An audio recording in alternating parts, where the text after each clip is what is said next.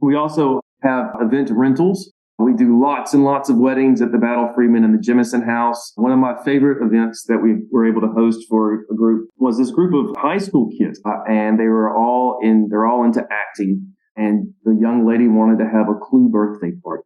Oh my! And yeah, it was so cool. Yeah. So one of the local acting directors wrote a script for the Clue board game to take place inside the Jemison Mansion, and it was so cool. I was like, Joey, I need a copy of this. I want to use this for a fundraising event. No kidding. That's a wonderful idea. It was so, yeah. And so, I have this giant candelabra that's on the dining room table, probably weighs 30 pounds. I'm like, well, obviously the butler did it with a candelabra in the dining room. That was Will Hawkins, the Executive Director of Historic Tuscaloosa, located in Tuscaloosa, Alabama, telling us about a unique birthday party that took place in one of the 5 landmark properties that Historic Tuscaloosa preserves and operates. Welcome to another episode of Preservation Oaks. In this series, we introduce you to professionals from museums, cultural, genealogical, and historical societies across the United States. Now sit back, relax, and enjoy the program.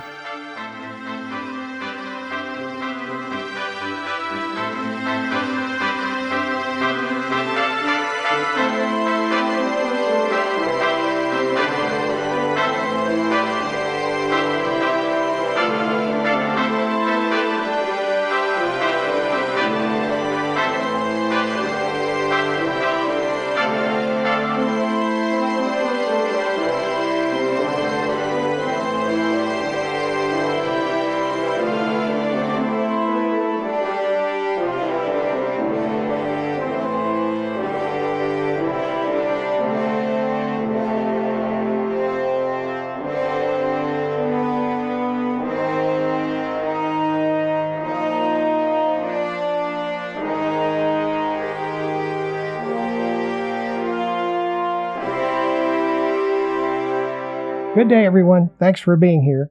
Back in the great state of Alabama, we have an excellent program for you today. For this episode, we greet Will Hawkins, the Executive Director of Historic Tuscaloosa, located in Tuscaloosa, Alabama. We'll learn all about when and how the organization began, what the mission of Historic Tuscaloosa is, and other interesting topics. Whether you're an individual, family, business, or foundation, find out how you can help them fulfill their admirable mission. If you're a resident in the local area, this episode will help you understand what Historic Tuscaloosa has to offer, how you can participate and take advantage of the worthwhile events they sponsor, and how to best support them by volunteering and donating. This is Sean Radcliff coming to you from Salt Lake City, and this is Preservation Oaks, the internationally syndicated original talk program on MicroStream Radio, where we feature information about museums, cultural and heritage institutions, historical and genealogical societies across the United States. By the way, our main platform is preservationoaks.podbean.com, but you can find us on nearly all podcast platforms as well as TikTok, Facebook, Odyssey, and YouTube. So wherever you listen to the program, I appreciate it very much when you like, comment, follow, or subscribe. Many of our listeners listen to the program while driving in the car. If you're listening and you'd like to be a guest on the program, or if you have questions or comments about the program, spin off an email to preservationoaks@gmail.com. Our next episode of Preservation Oaks will be a different type of episode, where we take a deeper dive into historical and preservation societies. We've been asking ourselves why and how these organizations began, what value are they to society and our communities, why they're valuable in today's world, and why our citizens should volunteer and support them. I've learned a lot more than I ever thought I would about historical and preservation societies, and I think listeners will enjoy hearing about this topic as well. I'm looking forward to it. All right, that all being said, let's get this show snapping. Our historical April events for this episode. In 1778, Oliver Pollock invented the dollar sign, believe it or not. In 1792, the United States Congress passed the Coinage Act and the United States Mint was born. In 1892, Harry Luce was born. He was the founder of Time, Life, Fortune, and Sports Illustrated magazines. He has been called the most influential private citizen in the America of his day. In 1892, the Treaty of Paris became effective. Spain relinquished control over Cuba and also ceded Puerto Rico, Guam, and the Philippines to the United States. In 1906, the deadliest earthquake in the United States with an estimated moment magnitude of 7.9 happened in Northern California, killing more than 3,000 people. Now, April 28th is National Arbor Day. You can support the greening of our country by joining the Arbor Day Foundation, and I hope you do. Thanks to peoplad.com for the historic April events. Let's drink a little tea, little Twinings tea. I love Twinings. And by the way, they don't pay me anything for doing this. I just love Twinings. You can email us anytime at preservationoaks@gmail.com. Preservation Oaks is available for listeners on nearly all podcast platforms as well as TikTok, Facebook, Odyssey, and YouTube. Here's a brief biography of today's guest. Will Hawkins is the Executive Director of Historic Tuscaloosa, previously the Tuscaloosa County Preservation Society. He is the former director of the Tuscaloosa Museum of Art, which housed the Westervelt and Jack Warner collections of art. Will was born in Tuscaloosa and attended both the city and county schools. He attended Huntington College in Montgomery and received a BA in history. He is currently completing a master's degree in museum studies from the University of Oklahoma. Will has been married for 22 years. He and his wife have 2 daughters, ages 8 and 15. He's a member of the American Alliance of Museums and the Southeastern Museum Association and has served on the program's board for 10 years. Will also serves on the Tuscaloosa Symphony Board, the Murphy African American Museum Board, the Tuscaloosa Virtual Museum Board, and he's a member of several other civic groups. All right. Welcome to the program, Will. Happy to be here. Thanks for having me. Hey, thanks for being here today. I appreciate your time and expertise, Will. How are you doing? I can't complain much. Enjoying wonderful sunny skies, 80 degrees. Happy to be out of winter finally. That's fantastic. 80 degrees. Wow, that's nice. Now, I've come to understand through reading that Tuscaloosa is a college town. How has that influenced the culture of the county? That's a great question. And I was just actually in a meeting, a roundtable discussion with our local sports and tourism commission, who are looking to get away from the college town moniker. Yes, we are college town. University of Alabama is housed here in Tuscaloosa since about 1831. A couple of football championships, softball championships here and there. So folks probably have heard of us. It's influenced Tuscaloosa in that everybody is connected to the university, whether they attended the school there or not. Fall weekends tend to be planned around everything that happens on campus. Oh, that's interesting. Okay. And you said you had a couple of basketball or something sports championships happening? Yes, let's see. The basketball team made it to the Sweet 16 this year. They were a 1 seed. Somehow they got knocked out. Well, they were knocked out by the Aztecs, who came in second in the tournament. So we can't complain too much. Oh, that's not. Our softball team has won national championships, gymnastics, wheelchair, women's and men's, basketball, track and field, tennis, golf. You name it, we're usually competing in it, along with, academic programs, competitions as well. Wow, that's pretty cool. That's why Tuscaloosa is also called the City of Champions, huh? That it is, yes. Now, I saw on your Facebook page that Historic Tuscaloosa just had a couple of great events. How'd that all go for you?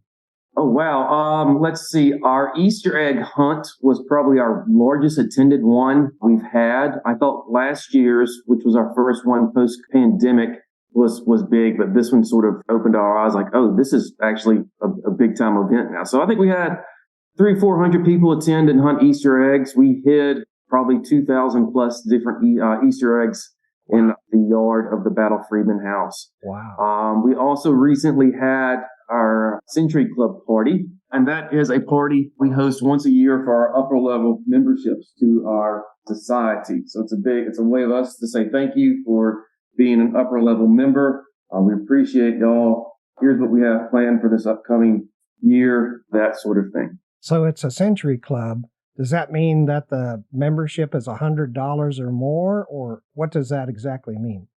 Well, sort of. So when it became a Century Club membership level, it was a $100 membership at the time. That level membership is now $175. I mean, it's per person or couple for a year, so it's still pretty reasonably priced. So we have memberships that are below that, and a handful of memberships that are above that as well. So the larger your membership fee, the most likely you are to come to the biggest party of the year. Oh, that's great. I'm glad to hear the Easter egg hunt. 2,000 eggs, man.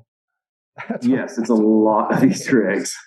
It's actually one of the fundraisers that my Cameo Guild does each year. They host the annual Easter egg hunt and a 5K. Our Cameos are a group of junior and senior high school girls that are part of our organization. Wow, that's got to be really rewarding to see those kids coming up and learning all this. It is. They learn, obviously, the history of the 5 structures that we're in charge of, but also we do a great overview of the general history of Tuscaloosa, our impact on the state, the city, and numerous other historic buildings around town as well. That's pretty cool. They do, let's see, anywhere from 1,200 to 2,000 hours of community service combined each year. So it's a commitment. No kidding. That's great. Wow. That's great that you have that support. That's excellent. And they're a bunch of good kids. What's the history of Tuscaloosa City and County? Great question. So Tuscaloosa was incorporated December 13th, 1819, one day older than the state of Alabama was admitted to the Union. So we're technically 24 hours older than the state of Alabama. 2019 was our bicentennial, which was a very, very busy year. It was a really fun year, but I was ready for the year to end.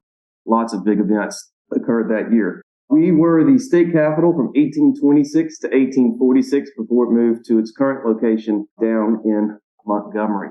That's how we ended up with State Hospital for the Insane and also the State University, obviously the University of Alabama. That's fantastic. And you were the capital from 1826 to 1846. Yes, sir. We still have the Capitol ruins here in town.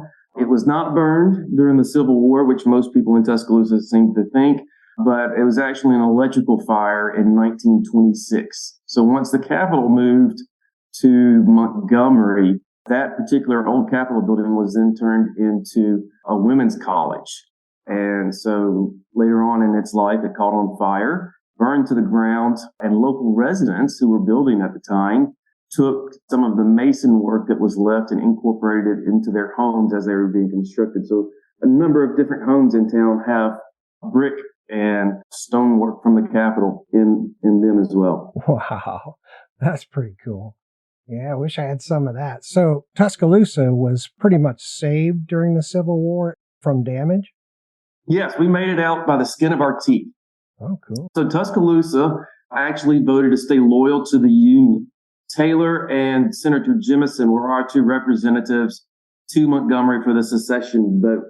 Obviously, they lost that argument, and Tuscaloosa and the state of Alabama joined the Confederacy.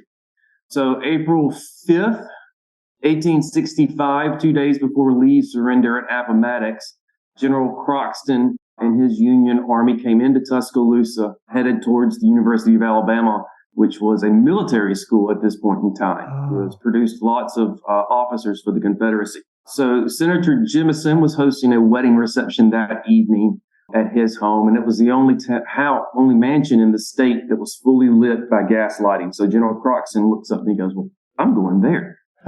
So he goes, yeah. So the senator runs out the back door to go hide in a swamp. The mayor of the city immediately surrenders the city of Tuscaloosa to General Croxton on the front steps of the mansion. Reminds the general that we voted to stay loyal to the Union. We took care of our POWs best we could and pointed him directly towards the University of Alabama, where Croxton then proceeded to go and burn it to the ground while leaving the city of Tuscaloosa still standing. Oh, my goodness. Wow. You know, I think you're the second city that I have heard of that voted to stay with the Union and not go into the Confederacy. That is really a rich history. It is. Most people think of the free state of Winston in Alabama. So Winston County voted to secede from the state of Alabama when Alabama voted to secede from the Union. Wow. And so we had this free state of Winston that had a Confederate government and a loyal Union government. They actually had a loyal Union cavalry troop come out of that county as well. I'll be darned. Boy, history is just rich with conundrums, isn't it? It is, yeah. I've a friend of mine goes, how can you study all this stuff all the time? I'm like, well, I always find something new. There's always something new inside of history. Absolutely. It's wonderful. Yeah. So what's the history of the Historic Tuscaloosa organization? So we were essentially founded in 1966. One of our structures, the old tavern, was due to be demolished to make way for a new bridge connecting Northport and Tuscaloosa. Annie Ross D did not want to see that happen, so she gathered some folks around her table at home. They got together and said, well, we got to figure out a way to do this. So they raised the funds along with school kids and civic organizations and everybody they could get to raise money to save the old tavern. They struck a deal with the city of Tuscaloosa to get a little patch of land at Capitol Park where the ruins of the state capitol were located.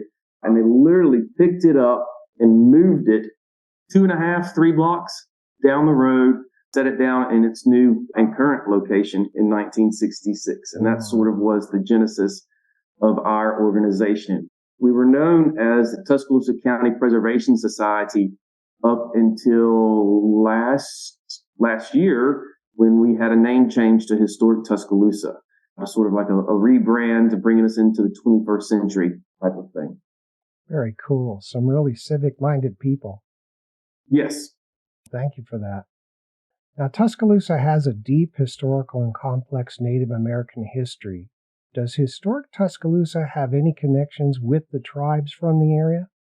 We do not. We are fortunate enough that Moundville, which was one of the largest city on the North American continent at its height, has a wonderful archaeological park there.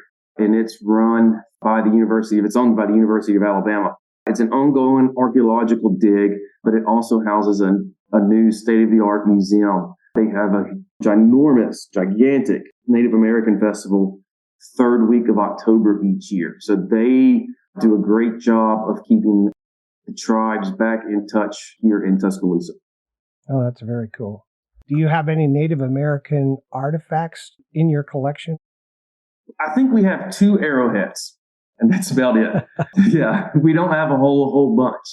I do have a historic marker where one of the Indian chiefs stopped and spoke to the Alabama legislature down near Capitol Park, but that's about the extent that I have. Okay, that's very cool. The cool thing about your organization is that you guys are managing and operating and caring for, in other words, preserving 5 historic landmarks. Can you tell us something Correct. about those? Sure. So we have the Old Tavern, which is one of our oldest structure. It was first built in 1827, moved to its current location in 1966. It was built by William Dutton, no relation to the Yellowstone. I have to throw that in there. We also have the McGuire Strickland House, which is also housed at Capitol Park. And it is the oldest wooden structure left standing in Tuscaloosa. It was built around 1822, 1823. It's in its second location as well in order to save and preserve it. It's a part of the Capitol School, which is a Montessori school here in Tuscaloosa. And it houses 4 classrooms for Dr. Roundtree.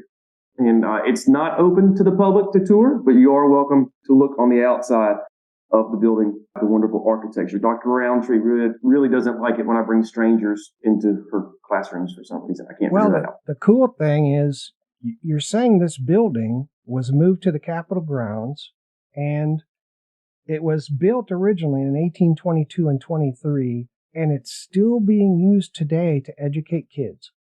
Yes. Oh my gosh. Wow, what a history. That's cool. I know. It's absolutely fascinating. It's the way buildings and homes can be repurposed and reused is just absolutely just fascinating to me. All right, so we've got a tavern, McGuire Strickland, the Battle Freeman House and Gardens. Well, the first section was built in 1834.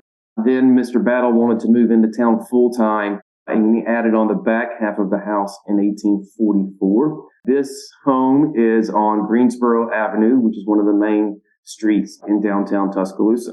Let's see, that's where our Easter egg hunt was held just recently. And then we have the Jemison Vandegraff Mansion.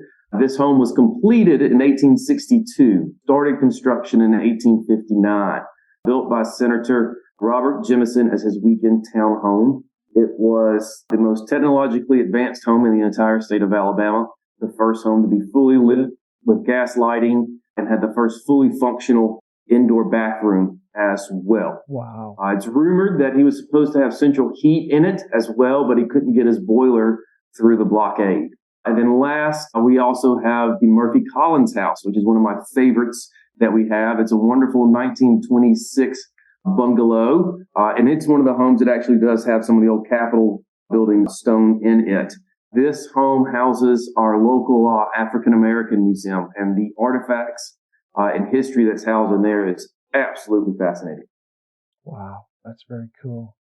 Now, I know each one of these locations, well, except for maybe the school, has to have artifacts or historical period artifacts in them. Is that true? Yes. So the tavern is set up as it would have looked late 1820s, early 1830s when the Duttons were still running it as a hotel/tavern. Obviously, the McGuire Strickland house does not have any artifacts due to it being classrooms now.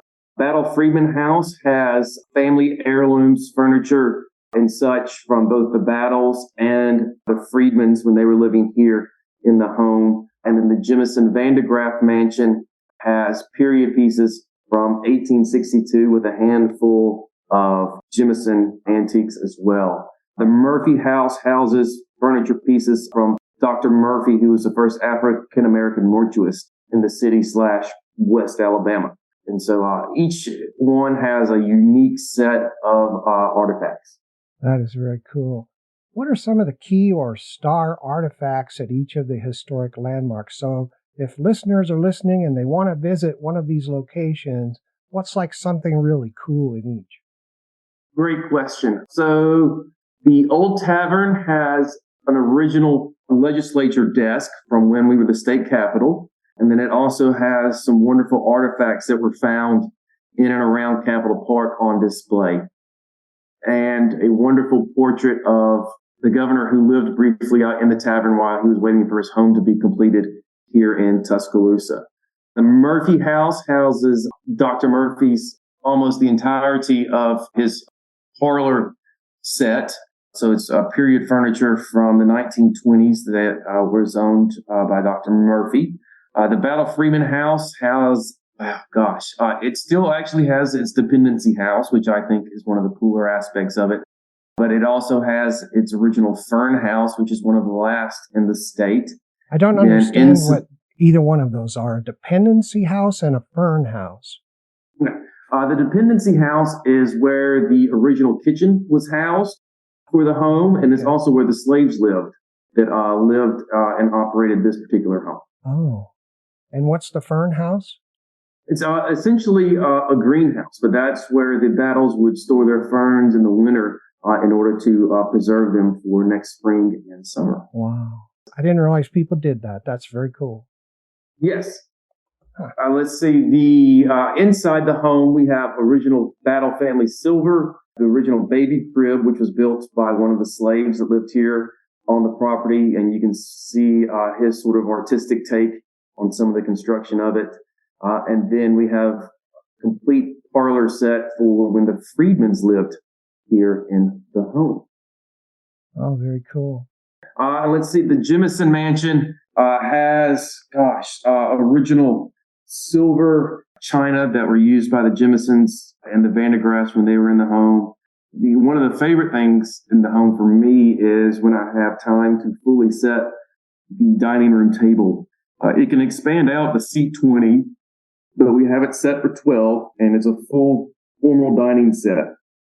And I love when guests walk into that room and see the table and it just takes their breath away. You get the proverbial, and it makes my heart smile every single time. We whip through and found contemporaries of the Jemisons who would have been over to the house for dinner parties and that sort of thing, and have place cards for them around the table.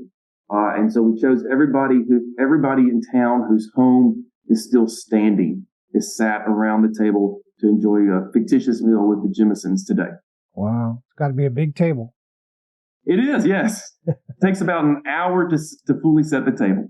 Holy cow. So that's really cool to see, I bet.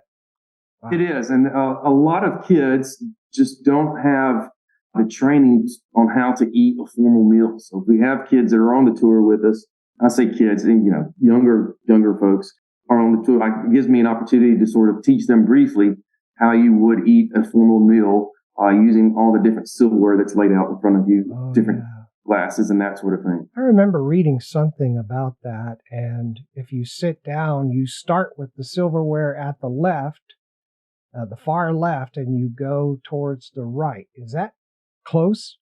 Yes, that's very close. Essentially, it's you work your way from the outside in, left and right, and then once you're done with that, typically, if it's a formal dinner, your dessert silverware will be at the top of your plate. And so, if you the fork or spoon's a good indicator whether you're having some sort of cake and or ice cream. Wow, that's pretty cool. Got to have the right tool for every dish, right? Exactly. Now, I was trying to figure out how your organization functions administratively or from a governance perspective. I'm thinking of Historic Tuscaloosa is this umbrella organization, and you have 5 different landmarks that roll up into that. But does each of those historic landmarks have a board of directors? Some do, some do not. That's a great question. And every time I go to the city hall, I have to explain this. So this is not unusual. So Historic Tuscaloosa owns 2 buildings, the Old Tavern and the McGuire Strickland House. We oversee the Battle Freeman House and the Murphy Collins House, which are technically owned by the city of Tuscaloosa. Oh. We oversee daily operations, event rentals, and upkeep for those 2 buildings. We also oversee the Jemison Vandegraff Mansion, which is technically owned by the Jemison Vandegraff Foundation. I serve as a liaison between the Jemison Vandegraff Board and the Historic Tuscaloosa Board. The Murphy Collins has its own operational board. So whereas we oversee the physical structure and the upkeep of the building, they have their own operational board, which I sit on as well, that does events planning, educational planning, operational hours, touring of the home, and that sort of thing.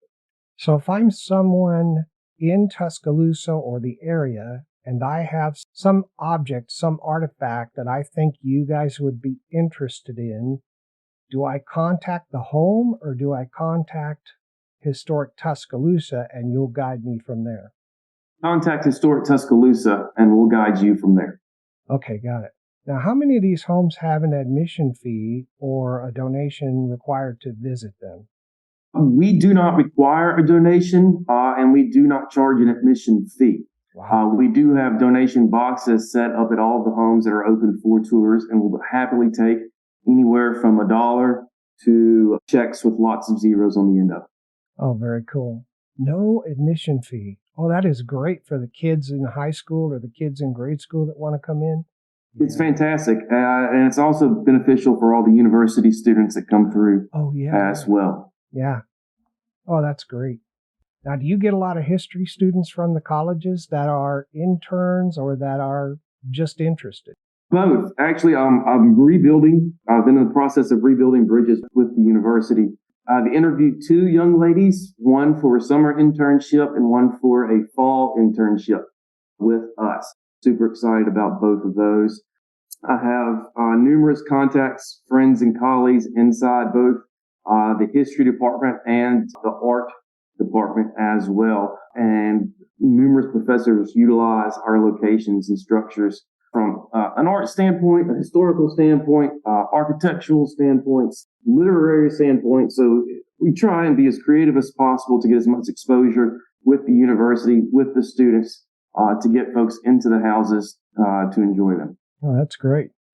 I'm so glad you've got a relationship with the college. It's fantastic. So, yeah, we have a relationship with the university, with Shelton, and with Stillman as well. Very cool. Now, I'd like to provide listeners with the contact information for Historic Tuscaloosa and the properties it preserves and operates. And then we'll go ahead and take our first break, okay? Okay. All right, so listeners, you can visit the Historic Tuscaloosa website at historictuscaloosa.org. You can phone them at 205-758-2238 to inquire about Historic Tuscaloosa or visiting one of the historic landmark properties that they preserve and operate. You can email them at info@historictuscaloosa.org. Their mailing address is P.O. Box 1665, Tuscaloosa, Alabama 35403. You can find them on Facebook and Instagram as Historic Tuscaloosa. You can visit the Old Tavern located at 528th Avenue in Tuscaloosa, Alabama 35401. You can visit the Battle Friedman House located at 1010 Greensboro Avenue, Tuscaloosa, Alabama 35401. Visit the Jemison Vandegraff Mansion at 1305 Greensboro Avenue, Tuscaloosa, Alabama 35401. The McGuire Strickland House is another one of the landmarks, but it's not available for regular tours because it's a school. However, sometimes they open it up for touring during the annual spring and winter homes tours. You can visit the Murphy African American Museum at 2601 Paul W. Bryant Drive, Tuscaloosa, Alabama 35401, but you need to call for an appointment. Does that all sound right? Yes, sir, it does. Oh, good. Okay. All right, everybody, we'll be right back after these important messages.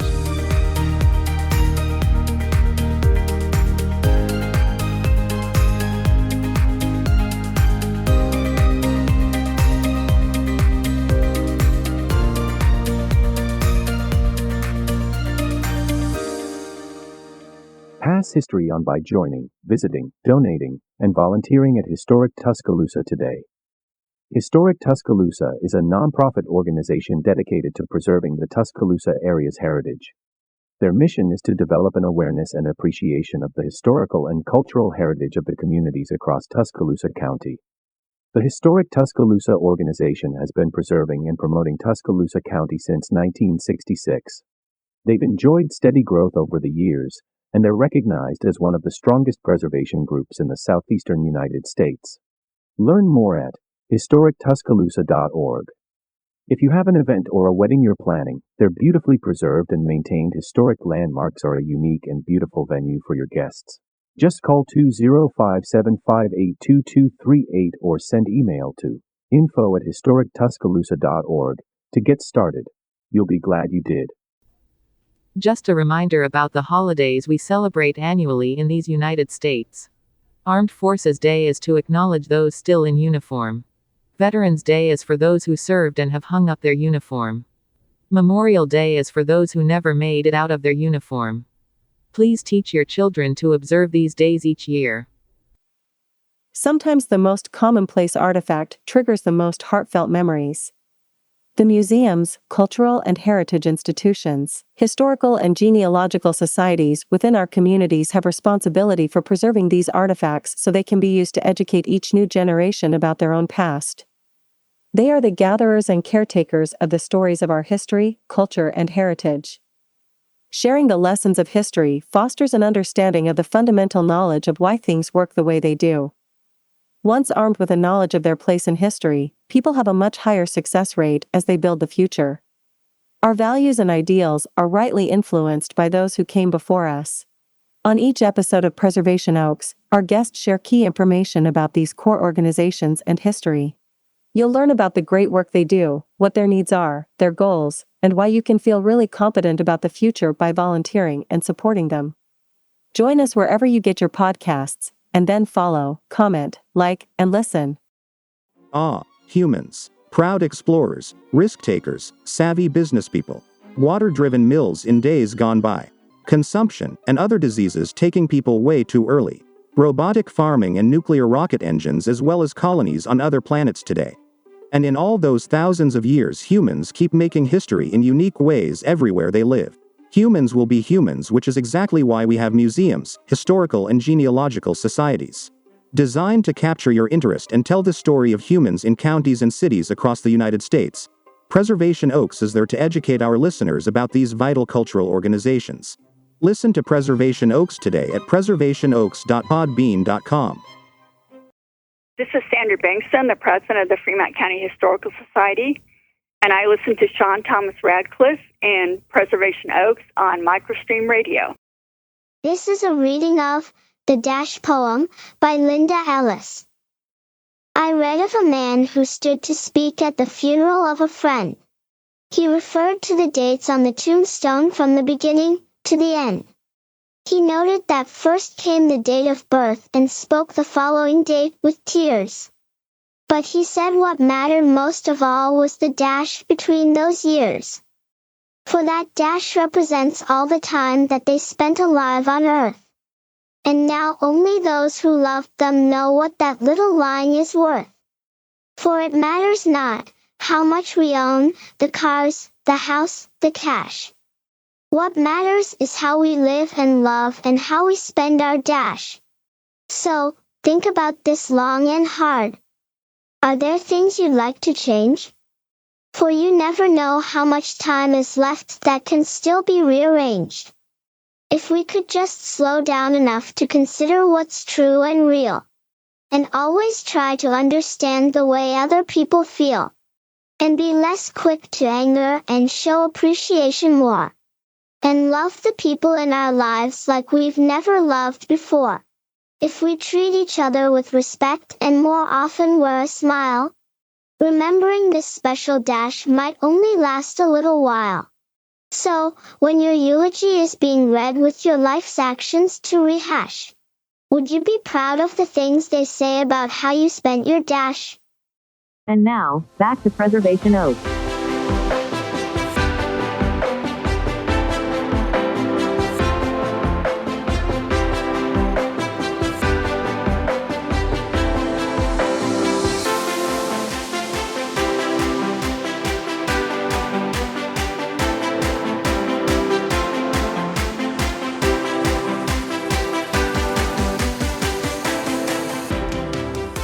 Welcome back to Preservation Oaks. I'm your host, Sean Thomas Radcliff, and we're here today with Will Hawkins, Executive Director of Historic Tuscaloosa, a historic preservation organization located in Tuscaloosa, Alabama.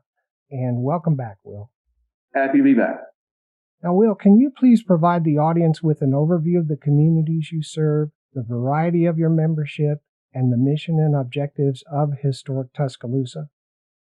Sure. So we serve all of Tuscaloosa County, not just the city of Tuscaloosa, but we serve the entire county. All of our historic buildings are located in the city of Tuscaloosa, but we keep a database on all historic buildings in Tuscaloosa County and cemeteries and graveyards as well. So if anybody's ever building and there's a chance that it might be located on some sort of historic property or whatever, I usually get a phone call from the contractor, the city, state, or the county, and just double check that everything is good to go and they're not going to damage anything. We have numerous levels of membership, one that fits everybody's budget. Starting with a student membership is $20 a year. We have a regular $50, Century Club at $175.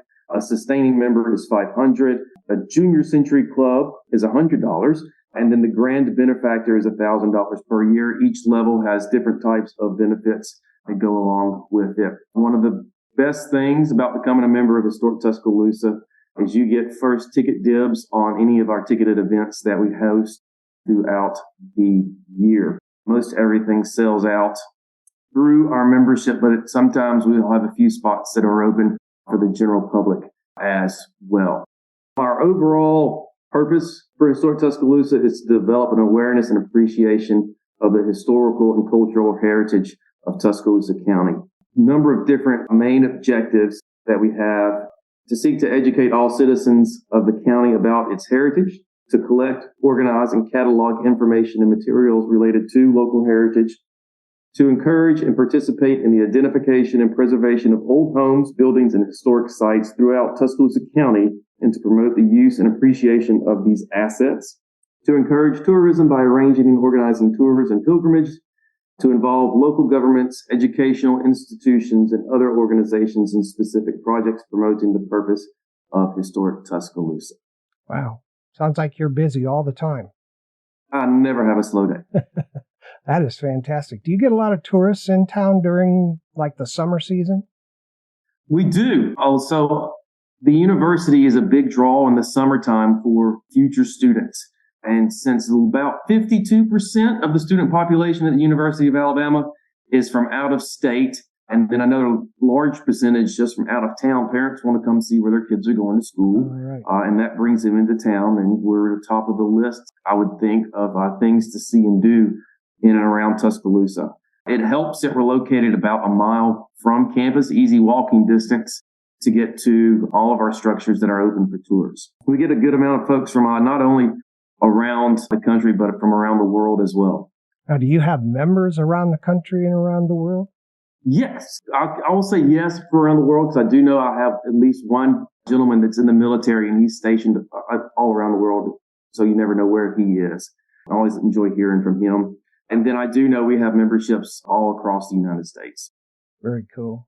Now, the listeners have heard your biography as I introduced you and started the program. But can you tell the audience a little bit about your background, how you came to do what you do now? Sure. So many, many years ago, when I was still young, my plan was to be a high school history teacher and soccer coach.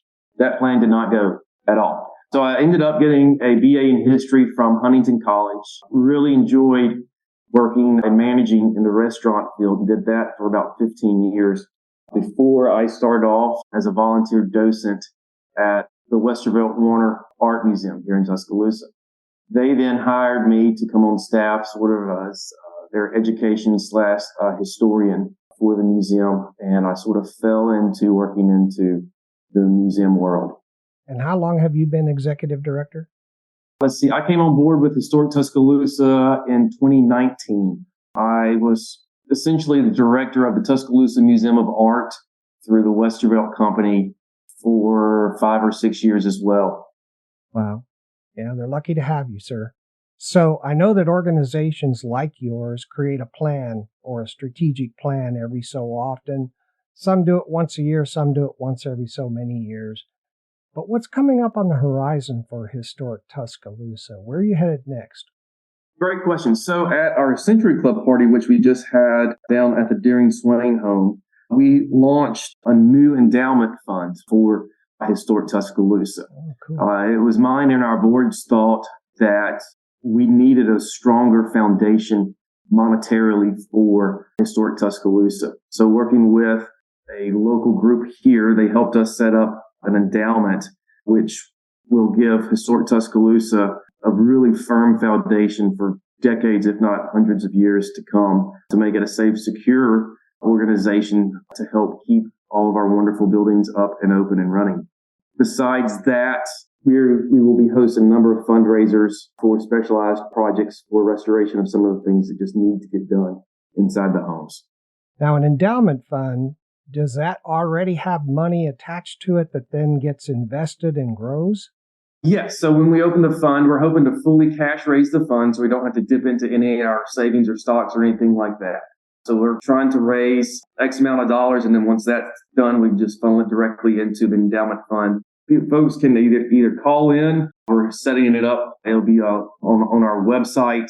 You can do it through estate gifts, or you can just do it now if you want to. But any way you would like to give, we will be happy to take it. Fantastic. So could somebody donate today, or do they have to say, I guess is what I want to ask, this has to go to the endowment fund versus something else, or do you guys make that decision? Yes, we would prefer for them to state, well, I would like for this money to be used for the endowment fund or general operations or whatever that person sees. So, for instance, a couple of years ago, we had an estate gift given to the Jemison Foundation to rebuild the fence on the front of the home.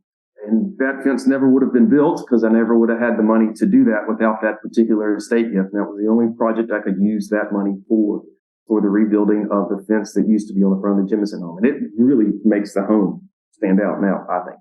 Oh, so yeah, if you denote exactly what you want that money to be used for, we will use it exactly for that reason. Okay, very cool. Now, Will, apart from the 5 facilities that the organization operates and manages, does Historic Tuscaloosa have any exhibits or collection anywhere else in the county or in Alabama? Currently, right now, we do not. We have done exhibits in City Hall, Public Library. We have loaned artifacts out to other organizations to display in and around Tuscaloosa and around the state. Not opposed to it at all. I enjoy doing it.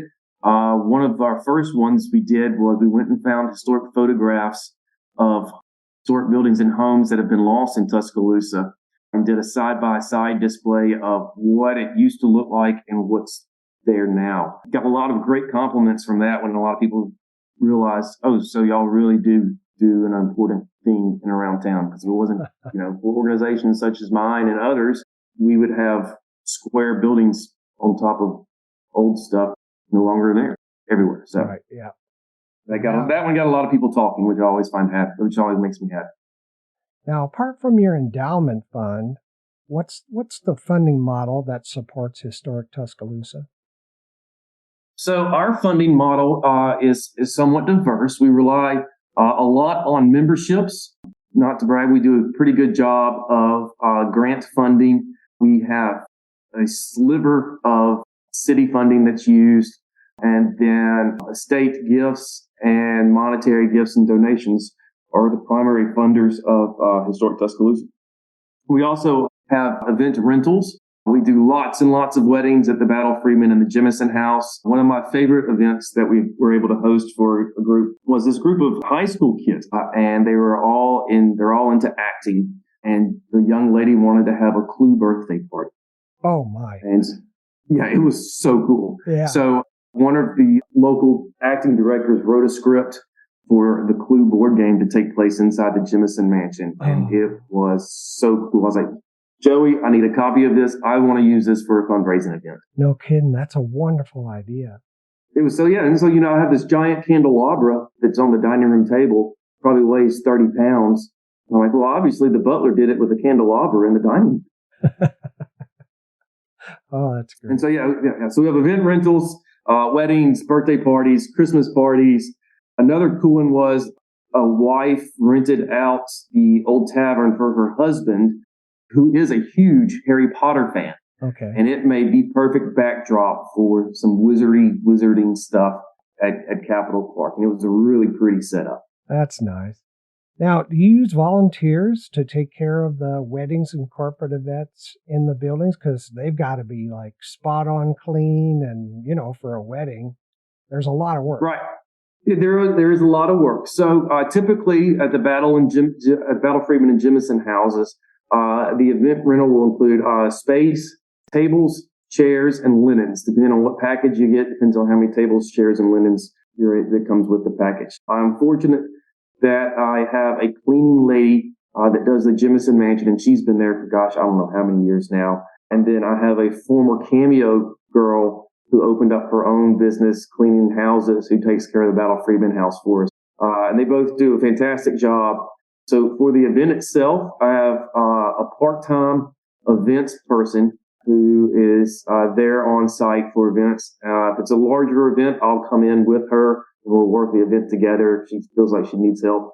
But most times I'll just swing by, check in, make sure everything's going fine. Most people are really, really easy to work with. They understand the do not touch and that sort of thing. And we'll put some of the more fragile and breakable things away in closets and places. But for the most part, everybody's pretty well behaved. That is really great that you have those great people. Yeah, I could not do this without my staff. It's myself and two part-time young ladies and one college student who does tours for us 3 days a week. And they are all absolutely, my lifesavers. Wow, that's great. Now, what kind of fundraising activities or opportunities does Historic Tuscaloosa offer? So we have a couple of main fundraising events each year. We have our annual Easter egg hunt, and we have our annual Heritage 5K. 5K takes place in downtown Tuscaloosa, and it's an official event, so you can use that 5K to qualify for other larger races around the state. We have the route set up to where you run past most of the historic structures in the main downtown area, which makes for a very pretty run. Last year, we hosted our very first annual progressive dinner, which was fantastic. Nice. We utilized the old tavern, the Battle Freeman, and the Jemison House, and started with hors d'oeuvres and refreshments at the tavern with a little live music. Then we moved to the Jemison for the main dinner, and finished the evening with light beverages and dessert at the Battle Freeman House. Huge success. Yep, nice. Raised enough money to have the chimneys at the Battle Freeman House all repointed and taken care of, and that project should be getting started within the next week and a half or so. My contractor is just waiting on the specialized mortar for the home to come in. So the progressive dinner is now going to be an annual event. Our ramble, which we take out of town each year to a different location. Most years, we sort of stay within the state of Alabama and just make it a day trip. But this year, we are heading down to Louisiana and staying at Nottoway Plantation. If you're not familiar, outside of New Orleans, in between New Orleans and Baton Rouge along the Mississippi, there are some marvelous historic homes. One of the Nottoway is actually now a hotel that you're able to stay at. So we'll be staying at Nottoway, and we'll be visiting Humus House, Oak Alley Plantation, Rosedown Plantation, and Laurel Plantation, which is the Creole Plantation down there. All of these are knockouts within their own right, and I'm so super excited to get in to go see all four of those. We also have other events that take place throughout the year, but they're not necessarily fundraiser. They're just events to get people talking about and thinking about us. One of those is our summer lecture series. So that runs June, July, August, and sometimes September if I can find a fourth speaker. And typically it's a lecture on something that relates to either the history of Tuscaloosa or Alabama or something interesting. For instance, the only one we got to have in 2019, if I remember correctly, was on the history of barbecue in Alabama. Oh, cool. I was starving by the time that was done. And that particular gentleman is now researching a book on the history of bacon. And I said, if you ever need help, just give me a call and I'll be happy to go eat bacon with you. Wow. This year I have three set. One of the topics is on the 1887 map of Tuscaloosa, which is pretty well known here and around Tuscaloosa. And another is on the first national championship football team and its impact on Tuscaloosa and the New South when the University of Alabama defeated the University of Washington, if I remember correctly. Oh, cool. And my third lecturer hasn't decided on his topic yet. He said he'll let me know as soon as he figures it out. But then also we have our annual holiday open house. So all 5 of our historic buildings would be decorated for Christmas and open for the public to come in and see. The Battle Freeman and Jemison are decorated by local garden clubs who come in and bring fresh greenery into the homes and decorate it and make me look just absolutely fantastic. Wow. Let's see, the Jemison has a 15-foot tree. The Battle Freeman has a 10-foot tree. The Old Tavern is decorated by a local artist and Katie Self, who does the gardening for fun outside of the tavern. The McGuire Strickland House is decorated by the students, and the Murphy Collins House is decorated by members of the Murphy Collins Museum. Wow. And that's one of my most fun events every year because the homes just look absolutely fantastic. Oh, yeah. You got some great people working there on your behalf. Yes, I do. And it takes a team to do this. They are amazing, amazing people. And Will, what kind of work does Historic Tuscaloosa do with school children? That's a great question. So during the pandemic, I went through with my team and we were able to build out an online tour through our website so school kids could still come and virtually see the 2 homes. It was built around the state curriculum for 4th grade and 10th grade levels for Alabama history. And so teachers could then utilize that in their planning for students to tour these homes. And then there's some questions that are attached to it. And I have answer sheets that can be easily sent off to the teachers as well. So that was one of our feathers in our hat. Both the directors of the city and county schools were very happy that I reached out and said, hey, y'all use this. It's free. We just put it together and built it for y'all. And numerous teachers afterwards came up to me and thanked me in the community. Like, oh, by the way, I used your stuff online when we were all at home. Well, great. I hope you enjoyed it. And they did, of course. Those were great. So we also offer school tours for any grade level. I can customize a tour for any home that's open to the public for whatever purpose that teacher would like to come and visit. So if you would like a straight historical tour, we can do a straight history tour, architectural tour, art tour. Just want to get out of the classroom and take my kids somewhere so I don't have to watch them 100% of the time tour. We can do that too. So very cool.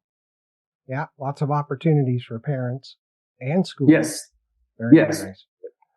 Now, do you guys publish a newsletter at all? We do publish a newsletter. A long time ago, it was 4 issues each year. We're down to 2 issues, one at the beginning of the year, one late in the year. We're starting to move it all online. The cost of paper production is just getting ridiculous. So we've started asking our members if they would prefer an email version or a hard copy version. If they don't let us know, they'll only receive the email version. But they will also streamline the process of putting it together and getting it disseminated. And then once it's published, we'll put it up on our website as well for anybody else to see. Very cool. How does the organization keep the community informed about the progress of Historic Tuscaloosa in achieving its mission, its plan for the year? We try and keep a heavy face on our social media, pushing out information, general announcements. It was a lot easier to do general announcements when we had, a functioning newspaper, but those seem to be dying off as well, which I recently found a full year's worth. I want to say it's 1896 or 1897 of the newspaper that was being published here in Tuscaloosa in our archive. I was like, oh, well, that's cool. But yeah, we just try and keep our name out there, try and keep some spotlight on us in a good way, try and help out with other civic organizations. Like I'll reach out and I'll go speak to Rotary clubs. I'll host stuff for other nonprofit organizations that are looking for an inexpensive place to host something that they're having. And it just, gets people into the homes, gets people talking about the homes. It usually helps with membership a little bit. And it's just a nice way that we can help other organizations as Will someday reach out and ask for their help as well. Fantastic. You're an incredible guy, Will. It's a pleasure talking to you. I've enjoyed this. This has been fantastic. What kinds of records or historical artifacts has Historic Tuscaloosa received as donations from the public? Oh, goodness gracious, where to start? So years ago, when we first were organized back in 1966, a vast majority of everything that's in the tavern was donated by local citizens to sort of open up the house, what's now considered a house museum. Each structure has had donations from families that have lived inside of them. So all of them have something in them that were owned and used by the owners of those particular houses. Each has unique pieces in them that sort of set themselves apart from the others. Very cool. Thank you for that. You're welcome. How many artifacts do you have in your collections? Thousands. So depending on how you categorize, each home has thousands of pieces in them, counting all of the silverware, all of the paintings, all of the furniture pieces, all of the knickknacks that are sitting out, picture frames. So thousands and thousands and thousands. They're all well categorized and cataloged because the insurance companies really like that. I've come to find out. Oh, yeah. Are you using Past Perfect software? Yes. Okay, cool. Does Historic Tuscaloosa have curators and registrars and archivists? That's me, as well as director, landscaping if need be, rodent removal, climbing under the house, you name it. Most of it runs through my desk. And I actually keep a pair of blue jeans, a t-shirt, and a pair of tennis shoes in my office in case I'm in a suit and we need to change. Wow, you're doing it all. That's a lot of work. That is a whole lot of work. A lot of folks don't realize everything that we do. So when somebody comes in and we accept a donation from them, we have the paperwork for the donation to give them and do all of that stuff. Then, you have to, register it, take pictures of it, categorize it, catalog it, see if any restoration work needs to be done on it, spruce it up. Then you figure out, okay, so we have this piece. Where do we want to display this piece? How do we want to display this piece? What story does this piece tell us? So all of these different things that people just think, have a format to them. And most like large institution, it takes curators, registrars, and archivists. They all work together to produce this final product. And all of that's either done by myself or mostly with the help of my 2 part-time staff. Yeah, you need some volunteers helping you with that for sure. I do have some volunteers, but most of my board members are still working full-time. So they have their full-time gig that they have to do. But I have a fantastic board who can move the stars and the galaxy if need be for us. Oh. But a lot of them just aren't comfortable doing some of that work because they've never been trained in. I can train you. But I do have some other fantastic volunteers. I have my silver volunteers, and they'll come in with a bottle of wine and we'll polish silver and gossip. Not gossip, talk history. Yeah. And so, I have lots of volunteers, but some of the more museum-y type stuff, if you will, is handled by myself and my staff. Yeah, because you need somebody who's actually trained to be a curator, an archivist, or a registrar, or all 3, to make sure that stuff is stored properly and accessible and preserved. Correct, yeah. And so, when Historic Tuscaloosa took over operations of the Battle Freeman home around 1967, 1968, the basement was used sort of as a catch-all. Well, we don't know where to put this. I'm just going to put it in the basement of the Battle Freeman. Right. So we cleaned it out recently within the last year or so and found files dating back to our origins in 1966. Wow. I was going to ask you that question, whether each of the 5 historic landmarks has an archival artifact collection storage area. We have one main storage center. Most of our artifacts are out on display. We have a few that stay put away. Most of them are always out on display, except when we have events. And like the more valuable, more breakable pieces will get put away in a special storage section. But so fortunately, most of it stays out and functioning. I had a mentor years ago. He was like, "What's the point of having all these wonderful things if you're not going to use them?" Yeah. So we use them as they would have been used for the most part. But yeah, it can get complicated real fast sometimes, but we try to keep it simple. Yep, absolutely. Now, I know you have weddings and rentals and, landscaping and just a number of things. You must use a lot of volunteers. Yes, we use as many volunteers as I can get my hands on. One of my favorites is Katie Self. Her and her husband retired here to Tuscaloosa a few years ago, and they moved from Florida. They had a wonderful home there with a wonderful yard and garden, except they moved into a condo here in Tuscaloosa and said, "I need a garden." So she came to us and said, "Hey, can I build out a garden around the old tavern?" And the previous director was like, "Yeah, sure. I can give you a budget of $200 a year." And so that covers like seeds and bulbs and that sort of thing. So she started off with a wonderful little flower garden in the back.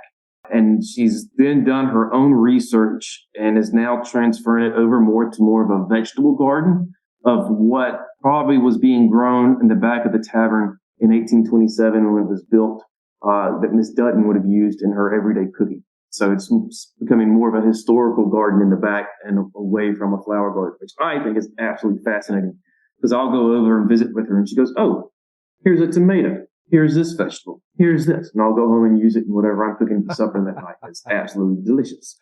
Oh, very cool.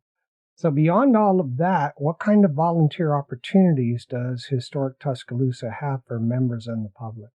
Great question. So we're still working on digitizing our archives. We had a pretty extensive archival collection. We're probably 1/3 of the way through it. So if anybody has a scanner or if they have access to a really large, maybe industrial size scanner for some of the stuff that needs to be scanned, I'm looking for help in digitizing all of our archival collections. So when people come into our archives, they can do a computer search instead of thumbing through filing cabinets, which would make life a whole lot easier for said person and me when we're doing research for people to help them. Do you do genealogical research? I've done my own genealogical research for my own family.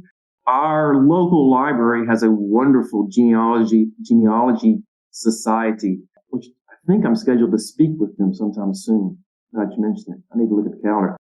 And they'll help with doing genealogy research. I can help with more research on historic properties and historic areas of Tuscaloosa.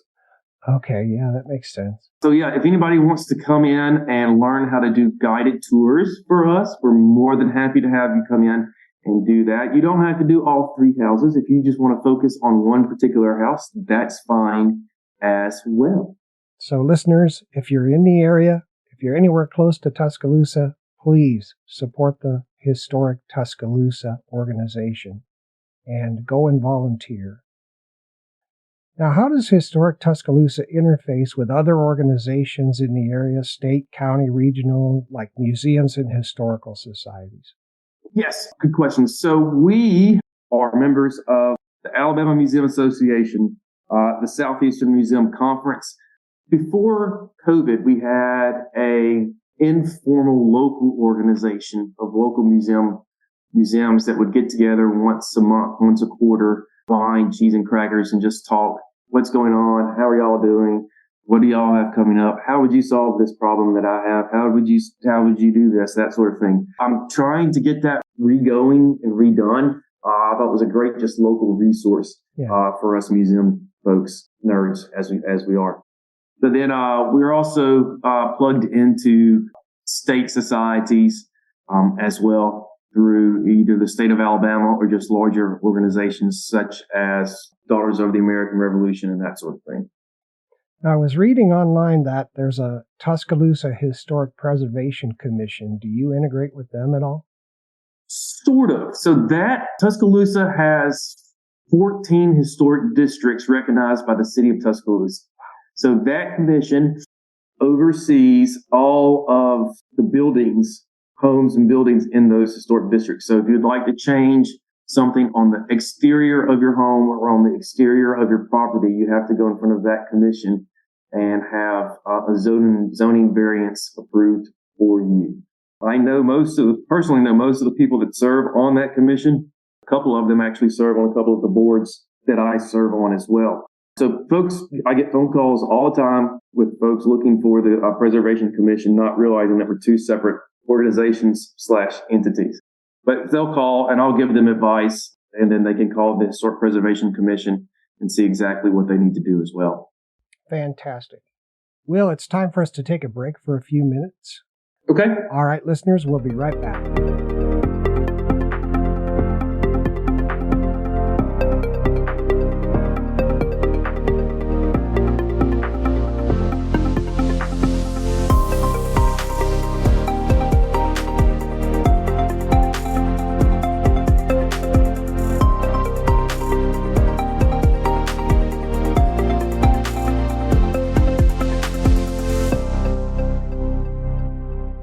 Remember that feeling of wonder when you learned something fascinating about the past for the very first time? Historic Tuscaloosa is bringing the past back to life for you and your family. They preserve and provide Tuscaloosa County with very interesting and unique historic landmarks that people can enjoy, share, and use. Their goals are to preserve and celebrate the rich history and culture of Tuscaloosa County, to educate the community about the preserved historic structures and sites, to promote tourism for the county, and to serve Tuscaloosa County. Be a part of the action by visiting, volunteering, and supporting Historic Tuscaloosa. Learn more at historictuscaloosa.org. If you have an event or a wedding you're planning, their beautifully preserved and maintained historic landmarks are a unique and beautiful venue for your guests. Just call 205-758-2238 or send email to info@historictuscaloosa.org to get started. Visit, donate, volunteer, and become a member today. Your family and community will be enriched by your involvement and support. Thank you. 9 out of 10 historians agree Preservation Oaks is the best podcast on the internet. All right. This is my public broadcasting voice. You're listening to Preservation Oaks on Microstream Radio. Preservation Oaks is your source for information about museums, cultural heritage preservation, historical and genealogical societies across the United States. Listen at preservationoaks.podbean.com. Ha! Pretty good, huh? You know what to do. This is Jim Garrison, the program coordinator of the Conde Charlotte Museum in Mobile, Alabama. I had a lot of fun as a guest on Preservation Oaks. This is Dale Granley, the Vice President of Douglas County Historical Society in Roseburg, Oregon. And I enjoyed being a guest on Preservation Oaks with Sean Radcliff. How much excitement can you fit into a program? Preservation Oaks is full of possibilities. And with plenty of value and unique information, you can feel good about supporting your favorite society. Preservation Oaks has a wide range of guests. So, pack your mind with your history. Thank you for listening to Preservation Oaks. This is Ann Rollins from the Old Fort Genealogical Society, and I listen to Sean Thomas Radcliff and Preservation Oaks on Microstream Radio. This is a reading of the 23rd Psalm for genealogists. Genealogy is my pastime, I shall not stray. It maketh me to lie down, and examine half-buried tombstones. It leadeth me into still courthouses, it restoreth my ancestral lineage. It leadeth me into the paths of census records, and ships passenger lists for my ancestral name's sake. Yes, though I wade through the shadows of research libraries and microfilm readers, I shall fear no discouragement, for a strong desire is with me.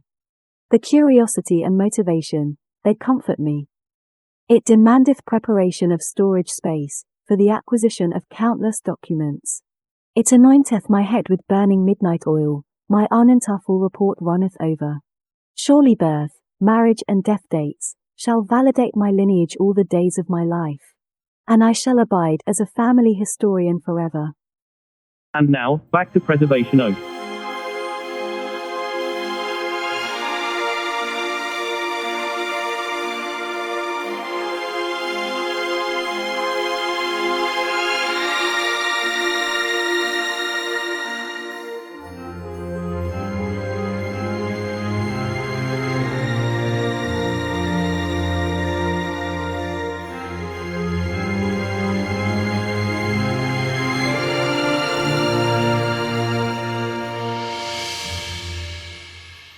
Welcome back to Preservation Oaks.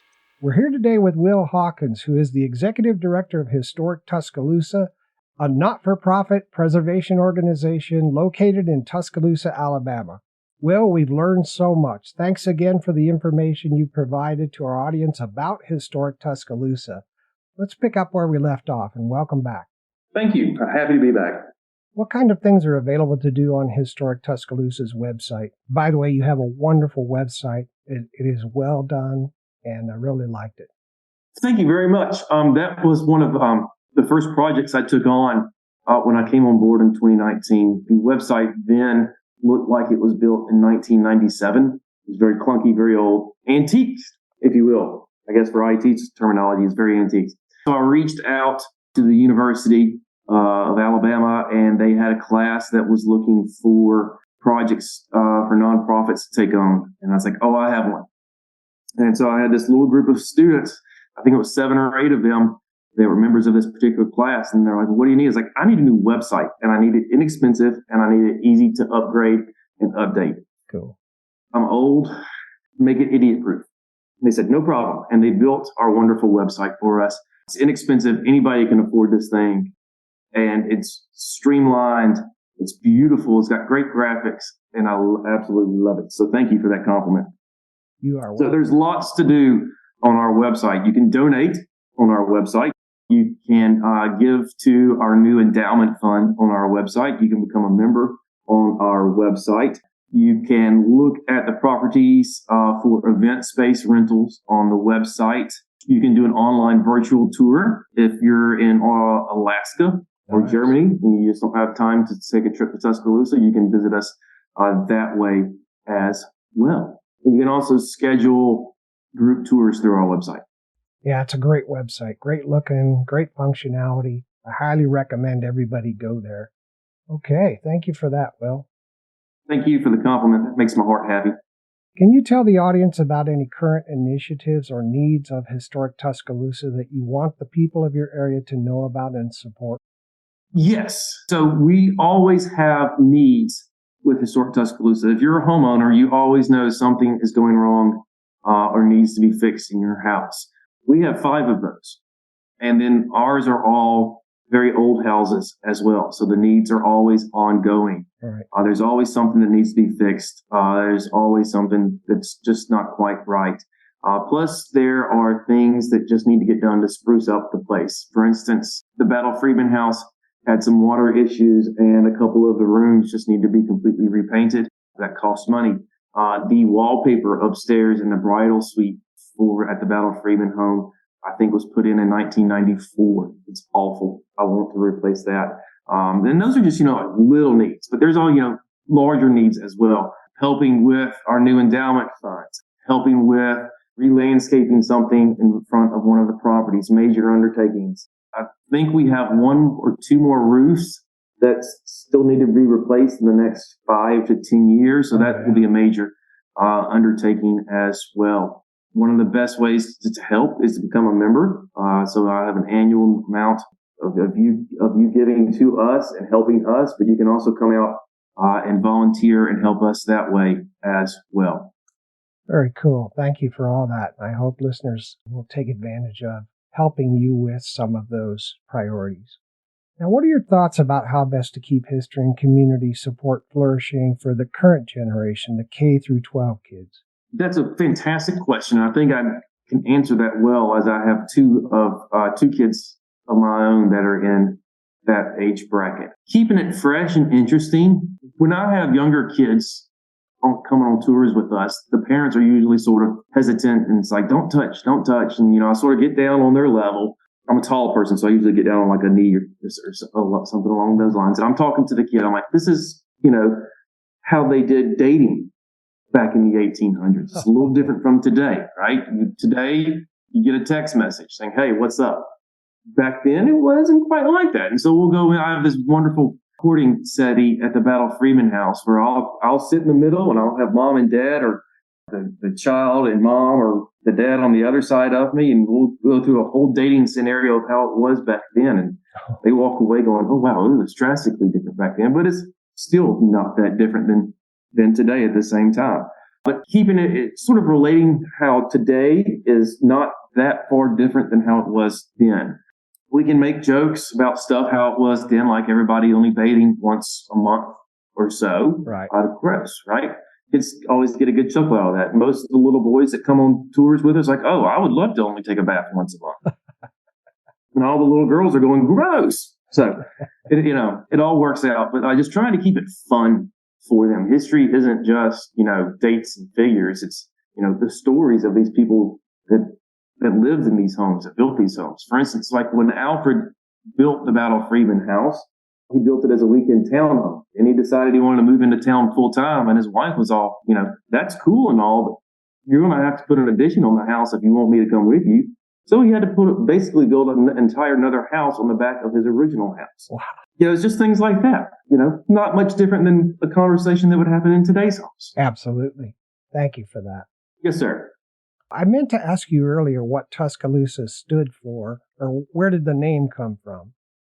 Great question. So Chief Tuscaloosa was a Muskogee Indian chief who was the only one that came close to defeating Hernando de Soto in his Spanish exploration in the southeastern portion of the United States. Chief Tuscaloosa was said to be a giant of a man, stood well over 6 feet tall, is said, and was probably close to 200 pounds. So you can imagine back in 1500 how that would have looked to any Spanish conquistadors and or the Native Americans living in the area as well.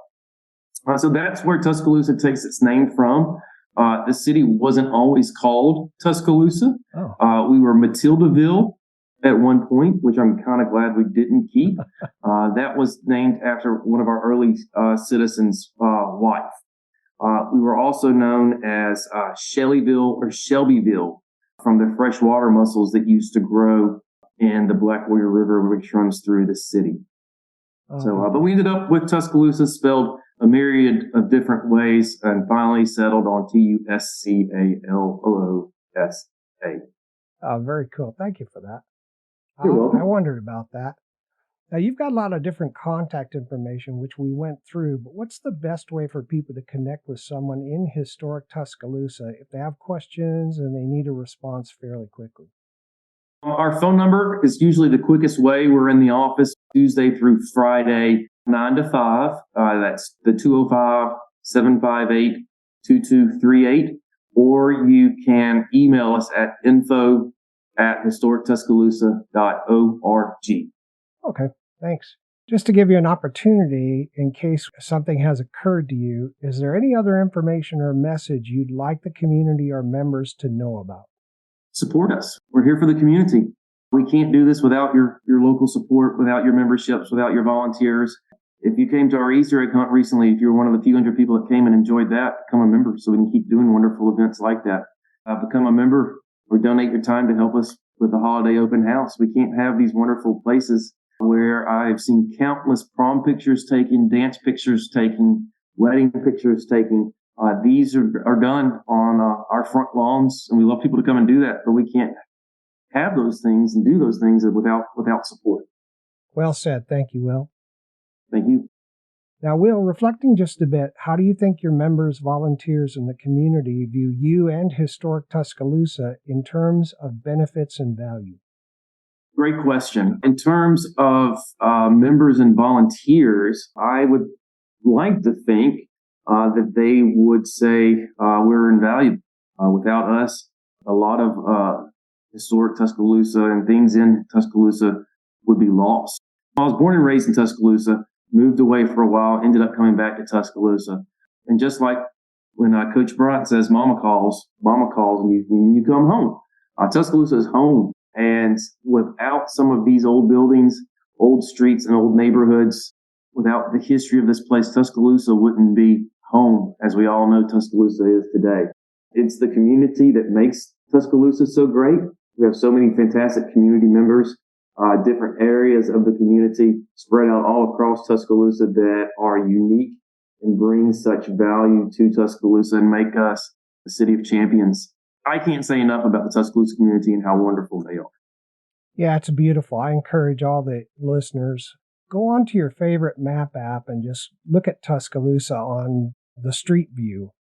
It's just beautiful. Look at some of these properties. You'll want to visit very soon. Will, thank you for spending the time with us today. It's been a pleasure to meet you and learn more about Historic Tuscaloosa's truly inspiring mission, volunteer opportunities, and how you're preserving the history of Tuscaloosa on behalf of the people of the area. Thank you. Thank you. It's been my pleasure. And with that, we'll end our time with our guest, Will Hawkins, the Executive Director of Historic Tuscaloosa. Listeners, please stay tuned for my comments and wrap-up, which is coming up next.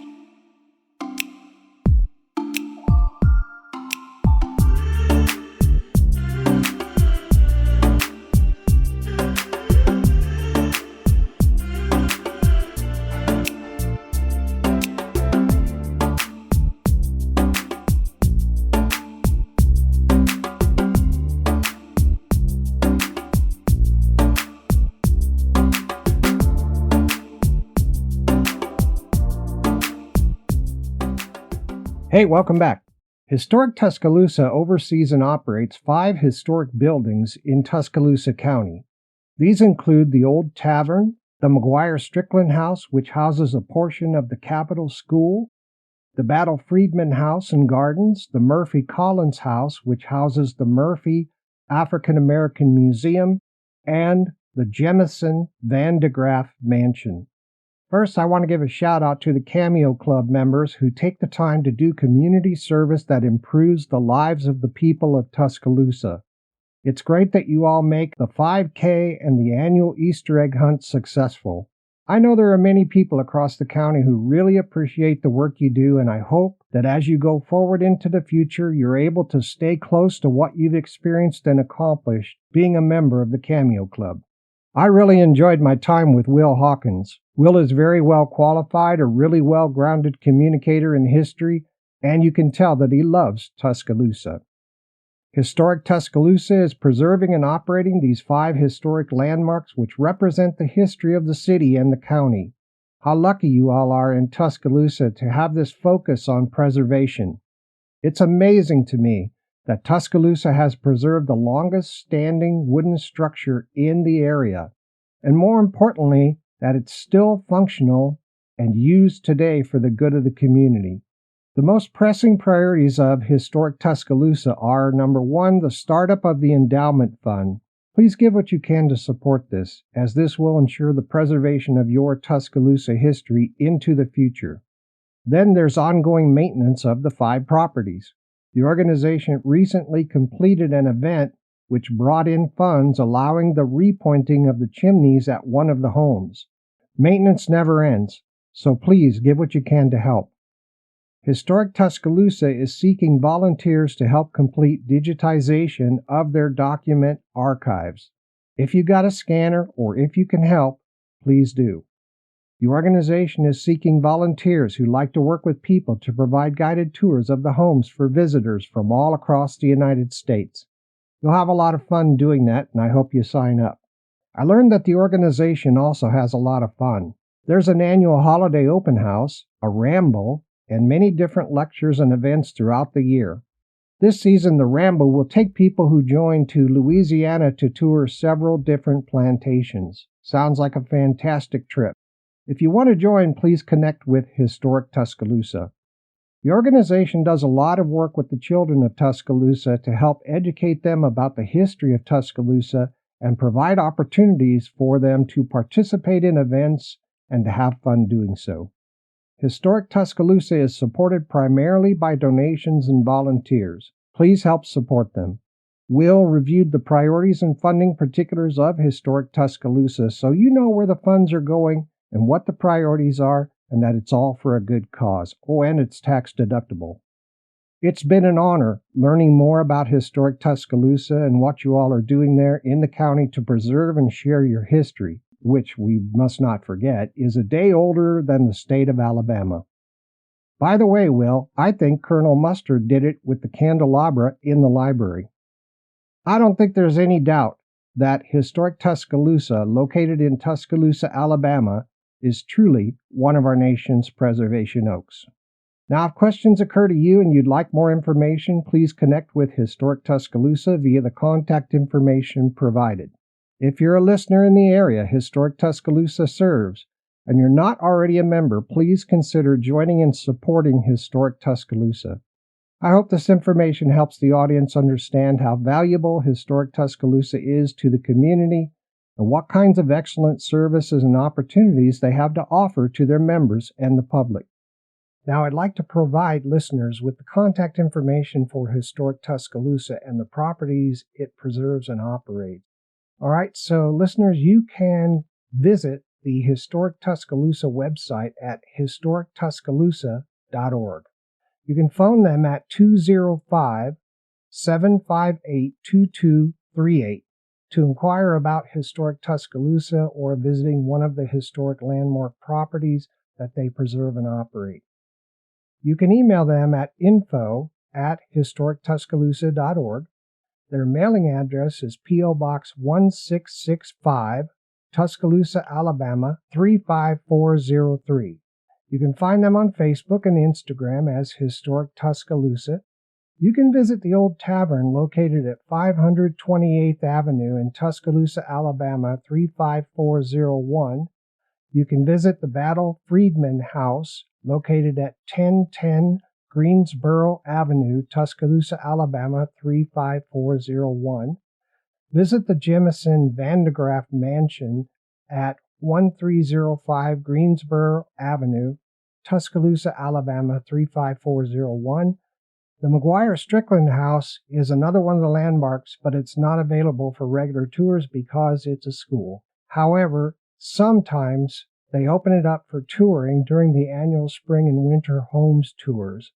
You can visit the Murphy African American Museum at 2601 Paul W. Bryant Drive, Tuscaloosa, Alabama 35401, but you need to call for an appointment.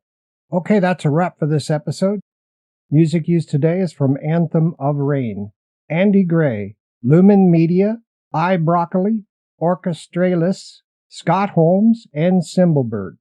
Microstream Radio is a registered trademark. You can visit us at www.microstreamradio.com.